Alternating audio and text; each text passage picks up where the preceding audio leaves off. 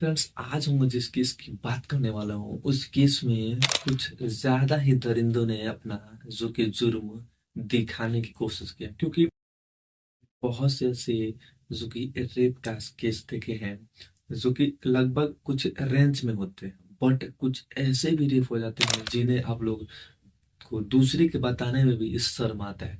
कुछ इसी प्रकार का ये केस आप लोग के सामने खुलकर नजर आने वाला है।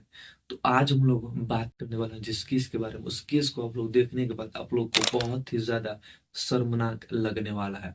तो वीडियो स्टार्ट करने से पहले मेरी आपसे एक छोटी सी रिक्वेस्ट है कि अगर आपने अभी तक मेरा यूट्यूब चैनल सब्सक्राइब नहीं किया तो नीचे सब्सक्राइब का बटन दिखा दे, उस पर क्लिक करके मेरे यूट्यूब चैनल सब्सक्राइब कर लीजिए और एक घंटी आएगा उसके बाद ऑल पे सिलेक्ट कर। तो चलो इस तो बात करते हैं इस केस के बारे में। एक लड़की जो कि मुंबई के बड़े हॉस्पिटल में भर्ती है, जिसके पास लेडी डॉक्टर, लेडी सफाई कर्मी, लेडीज पुलिस, लेडीज नर्स, हर एक लेडीज ही जा सकते हैं, जेंट्स नहीं जा सकते हैं। क्योंकि इसके पीछे एक बहुत ही बड़ी राज है। राज ये है कि 12 लोगों ने मिलकर इसके साथ कुछ दर्दनाक काम किया है, जिसके बाद इसके पास किसी भी जेंट्स को जाने की इजाजत नहीं दी जाती है। ये कहानी होती है मड़वाड़ी के एक पुलिस स्टेशन से, जब एक कपल को केस फाइल्स करने के लिए अंदर जाता है। कंप्लेन ये था कि उनकी 14 साल की लड़की जो कि एक गायब हो चुकी है, बिना घर वालों को बताए, और ये भी नहीं बताए कि वो कहाँ जा रही है। वो इतना बताई कि मैं अपने एक दोस्त से मिलने जा रही हूँ, और वो ये भी बताया कि वो पुणे रेलवे स्टेशन पे उस दोस्त से मिलने जा रही है। बट इसमें कहानी में ट्विस्ट तब आता है जब वो लड़की उस दोस्त से मिलने के लिए पुणे रेलवे स्टेशन पे जाती है, बट उसका दोस्त वहां पे नजर आता ही नहीं है। ऐसा लगता है कि उस जो इस लड़की का दोस्त है उसने इससे झूठ बोला। जब लड़की दूसरे साइड पे बैठी थी, एक ऑटो ड्राइवर उसे नोटिस कर रहा था। ऑटो ड्राइवर उस लड़की के पास आया और बोला है, तुम्हारे को क्या हुआ है, तुम क्यों रो रही हो। लड़की पहले घबराती है, घबराने के बाद उसे थोड़ा ट्रस्ट दिखाती है। ट्रस्ट दिखाने के बाद वो लड़की उसे बताती है कि मैं अपने एक दोस्त से मिलने आई थी, बट मेरा दोस्त यहाँ पे नजर नहीं आ रहा है। क्या आपको मालूम है कि आपको ने कहीं देखा है तो मेरे को जरूर बताइए। ये सब बातें सुनकर एक बार जो ड्राइवर था वो रेलवे स्टेशन से बाहर चला जाता है। 10 मिनट बाद फिर वो ऑटो ड्राइवर अपना ऑटो लेकर आता है और उस लड़की से बोलता है कि मैं तुम्हारे दोस्त को जानता हूँ, वो पीछे ही खड़ा है और वो इसलिए शर्मिंदा है कि वो टाइम से मिलने के लिए तुमसे नहीं आ पाया। और लड़की बहुत ही ज्यादा घबराई हुई थी, इसलिए उस लड़की की बात पर ट्रस्ट कर लेती है, उस ड्राइवर के बात पर, और वो लोग चल देते हैं। रास्ते में वो लड़का जो ड्राइवर था वो उस लड़की को पानी का ऑफर देता है, पानी पीने के लिए पूछता है, और लड़की वो जो थी वो मासूम सी लड़की थी, वो पानी पी भी लेती है। और जैसे ही वो लड़की पानी पीती है उसकी कुछ देर बाद वो लड़की बेहोश हो जाती है। उस बेहोश हो जाने के बाद लड़का, वो जो ऑटो ड्राइवर था, उसे दूर एक जंगल में लेके जाता है। उसके कुछ देर बाद वो जो ड्राइवर था उसके साथ रेस करता है, और उसके करने के बाद वो लड़की को समझ नहीं आता है कि उसके साथ आखिर हो क्या रहा है। और जब वो ऑटो ड्राइवर इसके साथ रेप कर लेता है तो उसका मन भर जाता है। फिर इसे ध्यान आता है कि उसके दोस्त पास ही के एक हॉस्टल में ठहरे हुए हैं। तो वो लोग उन लोगों को होटल में फोन करता है, फोन करने के बाद उनको ये सारी बातें बताता है। फिर ये उस लड़की को अपने ऑटो में डालकर उस होटल में लेके जाता है और होटल के कमरे में लेके जाता है। कमरे में जाने के बाद उन हैवान उस पे कूदते हैं और फांदते हैं, खेलते हैं।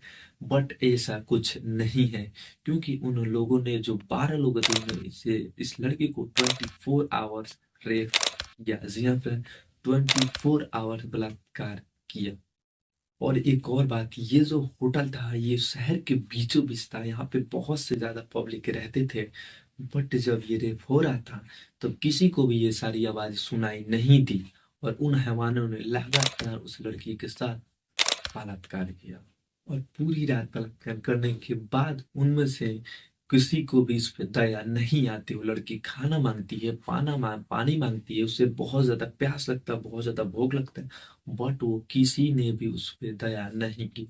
अगले दिन जब सुबह के एक एक इंसान की जब जो इंसानियत जागी, उन्होंने बोला कि अब बहुत हुआ। अब वो उसे पुणे के रेलवे स्टेशन पर जाकर छोड़कर चले आए।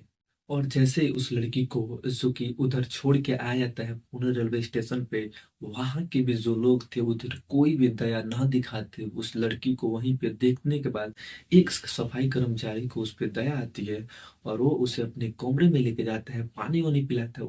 पानी पिलाने के बाद उसके बाद पूरे कर्मचारी मिलकर 24 आवर्स उसके साथ फिर से दोबारा बलात्कार करते हैं।